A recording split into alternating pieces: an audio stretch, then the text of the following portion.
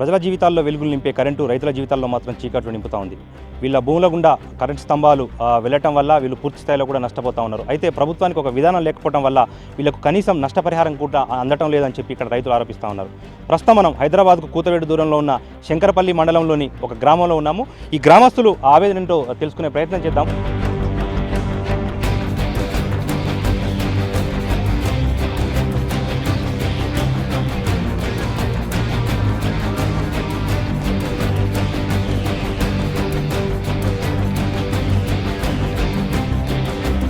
Sir, అంటే ఈ village నుంచి ఎన్ని లైన్లు వెళ్ళాయి?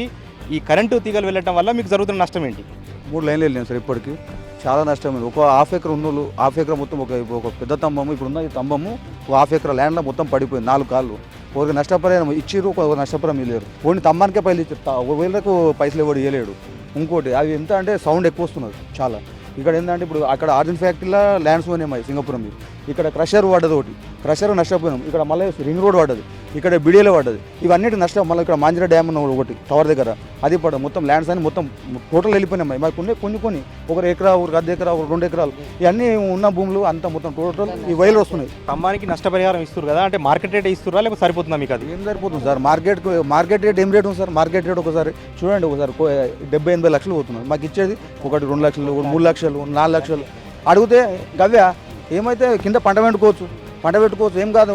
అమ్మ మీద ఉంటే వేలు మీద పోతాయి, కింద భూమిని గుంజుకపోతలేం కదా, తోవుకపోతలేము కదా, ఇట్లా మాట్లాడుతున్నారు అన్ని.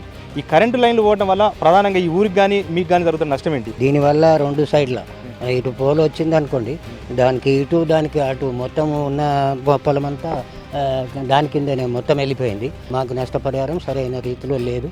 అది అయ్యే వరకు మాత్రం మాకు ఈ పిల్లలకు కానీ మాకు కానీ చాలా ఇబ్బంది. అయితే ఈ వైర్ల కింద పంటలు వేసే రైతులు మరికొంతమంది ఇక్కడ ఉన్నారు, వారిని అడిగి తెలుసుకుందాము ఎట్లాంటి నష్టం జరుగుతుందో. ఇప్పుడు వైర్ల కింద పంట ఉంటే ఏమైనా నష్టం జరుగుతుందా నీకు? నష్టమే సార్. ఆ వేడికి పూల చెట్లే కానీ ఏవే కానీ ఎండిపోతున్నాయి. నీళ్ళు మొదలే తక్కువ. ఆ నీళ్లు లేని దానికి ఆ చెట్లు మొత్తం వేసినాయి, ఎండిపోతున్నాయి. ఇక ఏం చేయని పరిస్థితికి ఉండదు. ఇప్పుడు ఒక్క పోల్ పెట్టు మా భూమి ఉన్నది, ఒక్క పోల్కెళ్ళి ఆ పోల్కెళ్ళి మొత్తం వైర్లు పోయినాయి. ఇక అమ్ముకుందామా కొనేటట్టు లేదు. వ్యవసాయమా చేస్తే ఈ పరిస్థితి ఉన్నది. ఏం పంట వేసినావు? దాని కింద మక్కలు వేసినాం. అది ఒక కాకడ చెట్లు ఉన్నాయి. కాకడ చెట్లు అయితే అది పచ్చగా అయ్యి ఎండిపోతున్నాయి. ఇక వేరే పంట ఇక రబ్బీకి వేస్తాం, పునాసకి వేస్తాం. అంటే ఒక్కొక్క పొలం నుంచి ఒకే లైన్ కాదు, సుమారుగా కొందరు రైతుల పొలంలో అయితే సుమారుగా 3-4 లైన్లు వెళ్ళాయి. సో ఈ నేపథ్యంలో భూమి ఫీల్డ్ మీద చూసుకొని మురిసిపోవాలన్నా లేకపోతే నష్టపోతున్నామని ఏడవాలన్న ఆ పరిస్థితి కూడా ఇక్కడ రైతాంగం ఎదుర్కొంటా ఉన్నారు. మనతో పాటుగా మరికొంతమంది రైతులు ఉన్నారు, అడిగి తెలుసుకునే ప్రయత్నం చేద్దాం. సార్, అంటే మీ పొలం నుంచి ఎన్ని లైన్లు పోయినాయి, మీకు ఎట్లాంటి నష్టం జరుగుతూ ఉంది? పొలం నుంచి 3 లైన్లు పోయినాయి. ఇప్పుడు ఇక్కడ ఊరి నుంచి పోయినాయి, ప్రతి లైన్ మా పొలంలోకి వెళ్ళిపోయింది.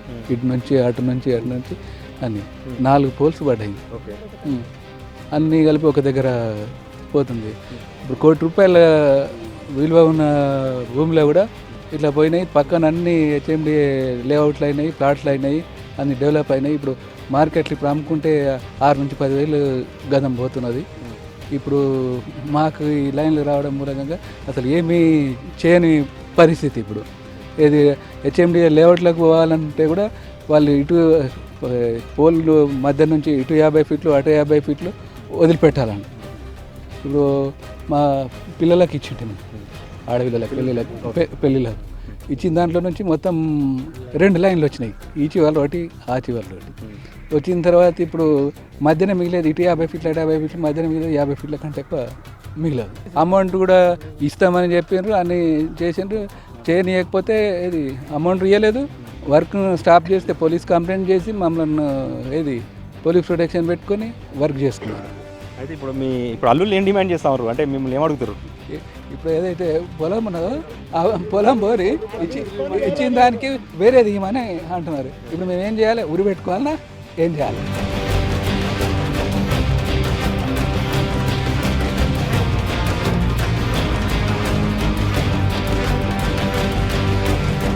ఒక రైతుకు సంబంధించి స్తంభం పోతే స్తంభం వరకు అయితే 3-4 లక్షలు ఇస్తామని చెప్పి ప్రభుత్వం చెప్తా ఉంది. ఈ డబ్బుతోటి నువ్వు ఇతర ప్రాంతాల్లో భూమి అంతే మొత్తంలో భూమి కొనుక్కోగలుగుతావా? ఈ ప్రభుత్వం అడగాలి సార్, ఎక్కడుందో 3 ఎక్కడ ఏ విలేజ్ ఉంది సార్? ఏ విలేజ్లో లేదు. ఏ విలేజ్లో పోయినా 30-40-50 లక్షలు ఎక్కడ ఉంది సార్? కనీసం ఒక 100-50 గజాల ప్లాట్ రాదు సార్. గవర్నమెంట్ ప్లాట్ రాదు, ఒక రకంగా చెప్పండి 60 గజాల ప్లాట్ రాదు. అంత నష్టం అయిపోతున్నాం. ఆ పూలు ఇప్పుడు అవి స్తంభాలు పోతున్నాయి, వైర్లు పోతాయి. వైర్లు పోతే మా విలేజ్ ఏంటంటే ప్రధానంగా పూల పంట ఎక్కువ ఉంటుంది అనమాట. పూల పంట ఆ పూలు అనేది మంచిగా అవుతుంది అనమాట. రేడియేషన్ వల్ల నష్టపరిహారము నీ ఒక ఎకరా పోయినా మీరు అక్కడ పావు ఎకరా రాదు సార్, 100 గజాల ప్లాట్ రాదు. మనతో పాటుగా ఈ గ్రామానికి సింగాపురం సంబంధించిన సర్పంచ్ మాణిక్యరెడ్డి కూడా మనతో పాటుగా ఉన్నారు. ఆయన అడిగి తెలుసుకునే ప్రయత్నం చేద్దాం. అంటే ఈ ప్రభుత్వం ఈ పవర్ లైన్స్ అంటే ఈ గ్రామం నుంచిగా చేస్తున్న పవర్ లైన్స్ ఆ పంచాయతీ కార్యాలయానికి కానీ లేకపోతే రైతులకు కానీ ముందస్తు సమాచారం ఇచ్చారా, లేకపోతే నష్టపరిహారానికి సంబంధించి ఎంత నష్టపరిహారం ఇస్తా ఉన్నారో అడిగి తెలుసుకునే ప్రయత్నం చేద్దాం. సార్, అంటే మన పంచాయతీకి సంబంధించి ఇప్పుడు మీ విలేజ్ నుంచి 1 లైన్ కాదు 2 లైన్లు కాదు సుమారుగా 5,000 జనాభా ఈ ప్రాంతంలో ఉంది. రైతాంగం అంతా కూడా చిన్న సన్నకారు రైతులే, సుమారుగా 1-2 ఎకరాలు. ఆ 1-2 ఎకరాలు కూడా ఈ పవర్ లైన్ల వల్ల వాళ్ళు కోల్పోయే పరిస్థితి ఏర్పడ్డది. సో ఈ నేపథ్యంలో పంచాయతీకి ఉన్న సమాచారం ఇచ్చిందా ప్రభుత్వం? ఇన్ని లైన్లు పోయినా గ్రామ పంచాయతీ మీద ఎలాంటి ఇన్ఫర్మేషన్ లేదు. మరి ఒకసారి 2 సార్లు ఏదో వస్తే, అయ్యా మరి నేను రైతులను పిలిపిస్తా, వాళ్ళతో మీటింగ్ పెట్టిస్తా, వాళ్ళ ఆమోదం ఉంటే మరి మీరు లైన్స్ వేసుకోండి, లేకుంటే మాత్రం నేను ఏం చేయలేనని చెప్పిన. సరే అని వెళ్ళిండ్రు. ఇప్పటి వరకు అడ్రస్ లేదు. వాళ్ళ పని ఏదో వాళ్ళు చేసిండ్రు, పోలీస్ ప్రొటెక్షన్ పెట్టుకున్నారు. బలవంతాన వీడు వ్యతిరేకిస్తే ప్రొటెక్షన్ తీసుకొని చేసినా మరి ఇప్పటి వరకైనా వాళ్లకు మరి నష్టపరిహారం ఏమీ లేదు. నుంచి ఏవైతే పొలాలు బాగా పంటలు పండే పొలాలు ఉన్నాయో ఆ పొలాలలోనే ఈ పోల్స్ పడడము ప్లస్ లైన్లు పోవడము జరిగింది. కాబట్టి పండించుకోవడానికి కూడా మరి ఎవరైనా అంటారు కదా, రైతే వెన్నెముక దేశానికి అని. కానీ వాడే లేనప్పుడు, మరి భూమి సరిగ్గా లేనప్పుడు వాడు ఏం చేయాలి? ఏదైనా అమ్ముకుందామంటే కూడా ఎక్కడైతే చుట్టుపక్కలంతా కోట్ల రూపాయల విలువ, ఇప్పుడు మోకిలో ఉంది పక్కన, దానికి 3 కోట్లకు ఎకరం పోతున్నారు. ఇక్కడ కనీసం అట్లనన్నా అమ్ముకుందామంటే ఈ వైర్ల వల్ల కొనే దిక్కులు ఏడేవాడు. ఇటు వ్యవసాయం చేయలేకపోతున్నాము, అటు అమ్ముకోలేకపోతున్నాము, కొంతమంది పెళ్లిళ్ళు కూడా చేయలేకపోతున్నారు. ఎన్ని ఎకరాల నుంచి ఎన్ని స్తంభాలు వేసారు, ఎంత నష్టపరిహారం ఇచ్చింది ప్రభుత్వం? 3 ఎకరాలు ఉన్నాయి సార్. ఇక్కడ 3 ఎకరాలలో 4 స్తంభాలు వేసారు, వైర్లు పడుతుంది. ముందు కూడా ఆ దగ్గర భూమిలో బాయికాడు ఉండేది, అందులో కూడా వైర్లు వేసారు, స్తంభాలు వేసారు, ఇచ్చిన కాడికి ఇచ్చారు, వెళ్ళిపోయారు. వైర్లు రాసి అసలే వేయలేదు. ఈడ అయితే బిరక్తమ్మని చెప్పి 5 గుంటలకు తీసుకుంటే 10 గుంటల భూమి ఖరాబ్ అయింది, పంట పెట్టకుండా. ఖరాబ్ ఎందుకు అయిందంటే 5 గుంటల వరకే కదా స్తంభం వేసింది, ఇంకా మిగిలినది ఎందుకు ఖరాబ్ అయింది? కంకర ఉసుక వాళ్ళు పని చేసేట్లా ట్రాక్టర్లు కంకర ఉసుక అంతా ఓసుట్లో కూడా పంట పెట్టకుండా పంట నష్టం ఏమంటే కూడా ఇవ్వలేదు మాకు.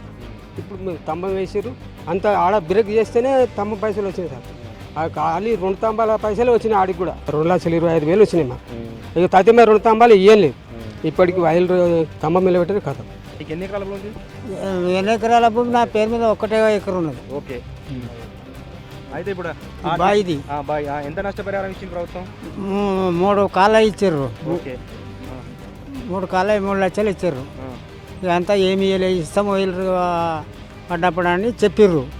ఇక వైర్లు వేయలేదు, మళ్ళీ వేయలేదు.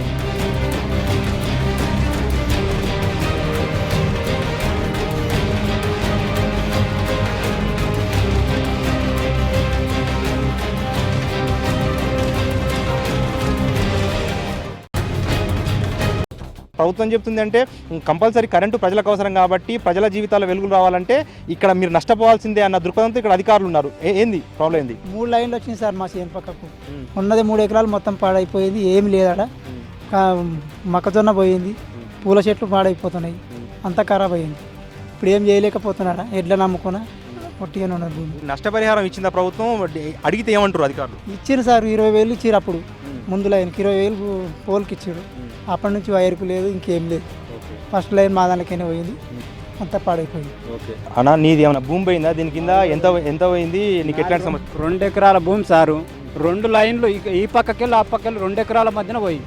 ఆ మధ్యన ఉన్నది, ఏం చేయనీకే లేదు. ఇప్పుడు ఆయనతో ఇప్పుడు ఏదైనా పెట్టుకుందామంటే పూల చెట్లు పోయినాయి, అన్ని పోయినాయి. నాకు ఏమి ఉండనికే తర్వాయి 2 మధ్యలోకి వెళ్ళి పోయినాయి. నాకు ఉన్నదే 2 ఎకరాలు. 2 ఎకరాల మధ్యనకెళ్ళి పోయింది. ఈ పక్కకి అది పోయింది, ఆ పక్కకి ఇది పోయింది.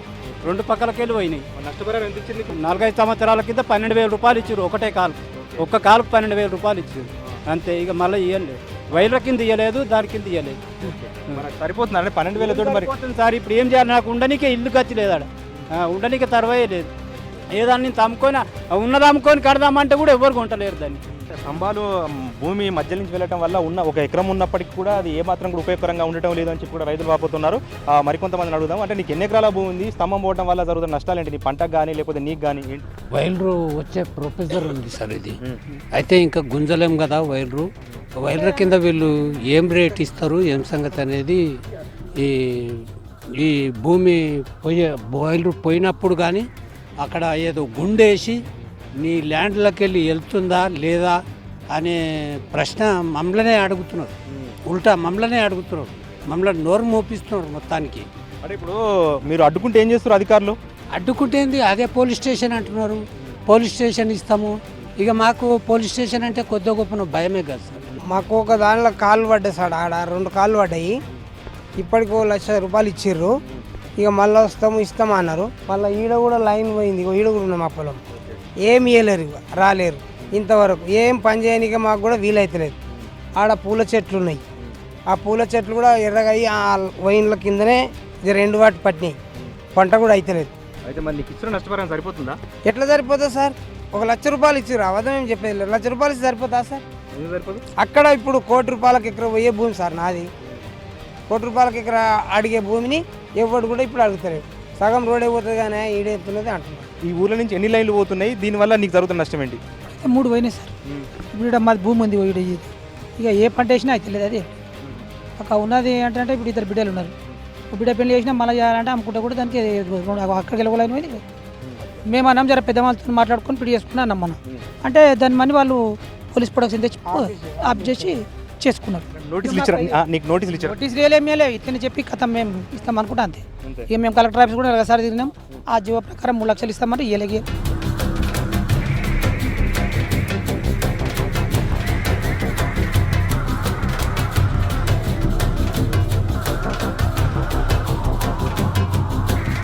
సింగాపురం విలేజ్కి సంబంధించి ఒకప్పుడు ఈ సింగాపురంలో ప్రధానంగా పూలు పండించేవారు. ఇక్కడ నుంచి పూలు హైదరాబాద్కు ఎగుమతి అయ్యేవి. అయితే ఈ కరెంట్ లైన్ల వల్ల కానీ లేకపోతే ఈ హైటెన్షన్ వైర్ల వల్ల వస్తున్న రేడియేషన్ వల్ల పూలు ఇక్కడ పండే పరిస్థితి లేదు అని చెప్పి కూడా ఇక్కడ రైతాంగం ఆరోపిస్తూ ఉంది. సో ఈ నేపథ్యంలో అంటే ఎట్లాంటి పాలసీ ఉంది, జాతీయ స్థాయిలో ఎట్లా ఉంది, రాష్ట్రానికి ఎట్లాంటి పాలసీ రావాలి అని చెప్పి కూడా ఇక్కడ నిపుణులు కోరుకుంటున్నారు. అడిగి తెలుసుకునే ప్రయత్నం చేద్దాం. సరే, అంటే ఇప్పుడు పాలసీ లేకపోవడం వల్లనే మనకు ఈ దుష్పరిణామం కనిపిస్తూ ఉంది కదా. అంటే దేశవ్యాప్తంగా ఈ కరెంట్ లైన్ల కింద ఏమైనా పాలసీ ఉందా? ఇదివరకు ఇండియన్ టెలిగ్రాఫ్ యాక్ట్ కింద ఈ ఎలక్ట్రికల్ లైన్స్ వేసేది.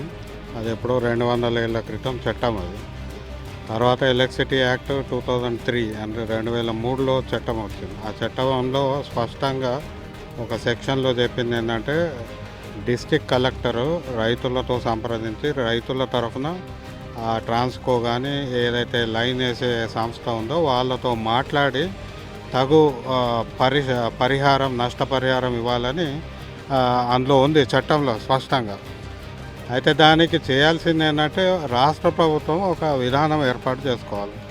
మేము 2 ఏళ్ల క్రితము ఇక్కడ రంగారెడ్డి జిల్లాలో కలెక్టర్ గారి తర్వాత మాట్లాడినాక వాళ్ళు ఒక సబ్ కమిటీ చేస్తే ఆ సబ్ కమిటీలో కొన్ని విధి విధానాలు ఏర్పాటు చేసుకోవడం జరిగింది. అది కాకుండా మొదటి నుంచి కూడా రైతుల తరఫు నుంచి అడుగుతుంది ఏంటంటే ఇప్పుడు ఇదివరకు వేసిన ఎలక్ట్రిసిటీ లైన్ ఏంటంటే ఒకటే పోల్, ఇదేమో చాలా పెద్ద లైన్. రెండోది ఇది పర్మనెంట్గా ఉంటుంది. అంటే ఇది భూసేకరణ చట్టం కింద సేకరిస్తే భూసేకరణ చట్టం 2013 ప్రకారం మార్కెట్ వాల్యూ మీద 3-4 రెట్లు వీళ్ళకి నష్టపరిహారం అందిస్తే అప్పుడు రైతులు ఇంకొక ప్రత్యామ్నాయ జీవనోపాధి తీసుకోవడానికి వీలు ఉంటుంది. ఇప్పుడు తెలంగాణలో ఇది మెట్ట ప్రాంతం, ఇక్కడ అంతా చిన్న సన్నకారు రైతులే. వీళ్ళకి ఇదివరకు ఇప్పుడు ఈ శంకర్పల్లి సింగాపురం ప్రాంతంలో భూమిలో ఏదో చిన్న వ్యవసాయం చేసుకొని జొన్నలు మెట్ట పంటలు వేసుకొని ఎంతో కొంత జీవనోపాధి ఉండేది. ఇప్పుడు హెచ్ఎండిఏ పరిధిలోకి వచ్చినాక వీళ్ళ భూములకు రేట్లు వచ్చినాయి.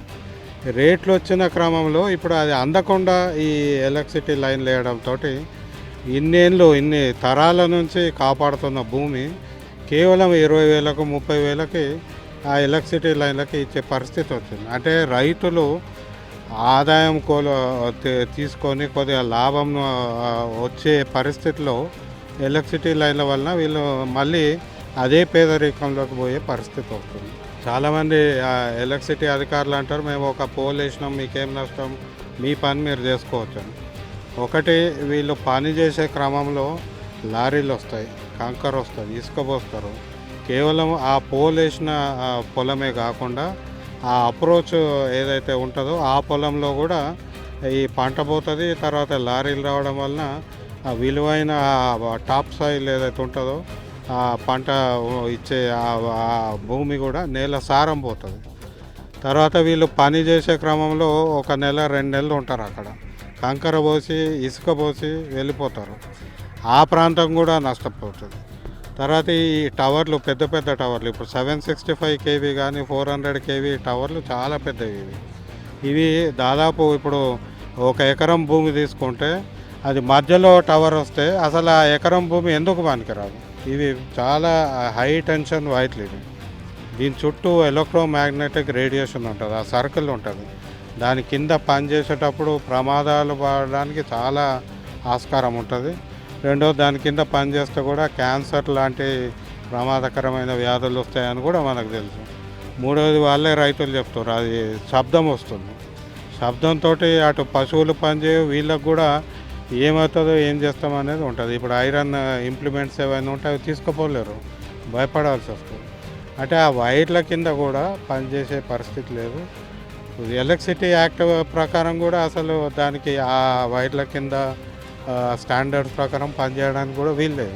పర్మనెంట్ ఉంటుంది, అదేదో ఇప్పుడు కొన్ని రోజులు ఉండి పోయేది కాదు. కాబట్టి భూసేకరణ చేయడము, తర్వాత వీటన్నిటికీ కలగలిపి ఒక సమగ్ర విధానం కావాలని అడుగుతున్నాం. దాని ముసాయిదా 2 ఏళ్ల క్రితం ఎనర్జీ సెక్రటరీకి ఇచ్చాము, ఎలక్ట్రిసిటీ రెగ్యులేటరీ కమిషన్ చైర్మన్కి ఇచ్చాము, అన్ని జిల్లా కలెక్టర్లకు కూడా ఇచ్చాము. కానీ ఇప్పటి వరకు ప్రభుత్వం నుంచి ఎటువంటి స్పందన లేదు.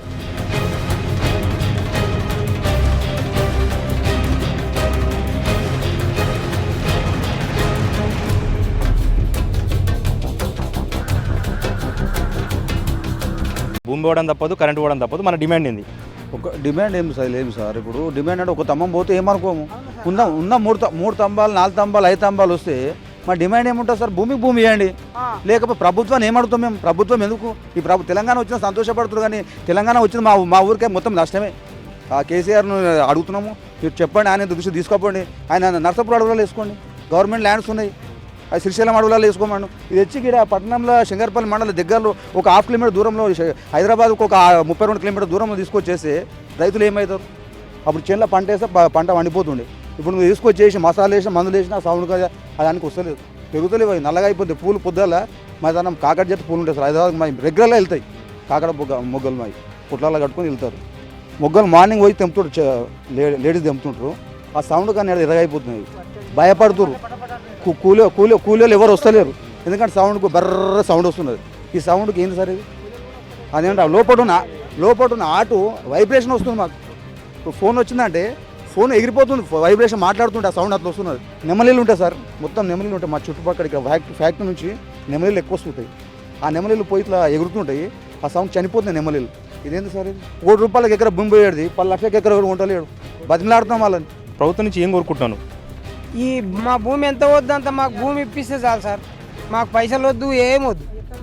మీ అంత పొలం మాకు కొనిస్తే చాలు. నీ డిమాండ్ ఏదే? శంకర్పల్లి ప్రాంతంలో 1980sలో స్టార్ట్ అయింది వాస్తవానికి. ఆర్డినెన్స్ ఫ్యాక్టరీ ఎప్పుడైతే ఎస్టాబ్లిష్ అయిందో తర్వాత అక్కడ దాంట్లో 100 ఎకరాలు అందులో తర్వాత బీడీఎల్ ఎస్టాబ్లిష్ అయింది, అక్కడ పోయింది 100 ఎకరాలు. తర్వాత వాటర్ వర్క్స్, తర్వాత ఇక్కడ రోడ్డు పోయింది, రోడ్లో పోయింది. ఇప్పుడు మళ్ళీ కొత్త రోడ్ వచ్చేసేసింది. ఏ విధంగా చూసినా కూడా మాకు ఈ ప్రభుత్వం వల్ల, అంటే గత ప్రభుత్వాలు కావచ్చు, ఇప్పుడున్నటువంటి ప్రభుత్వాల వల్ల కావచ్చు, మేము ఒక శాపగ్రస్తులు లెక్క మిగిలిపోయినాం తప్ప మాకు ఇట్లాంటి ఉపయోగం ప్రభుత్వం నుంచి జరగడం లేదు.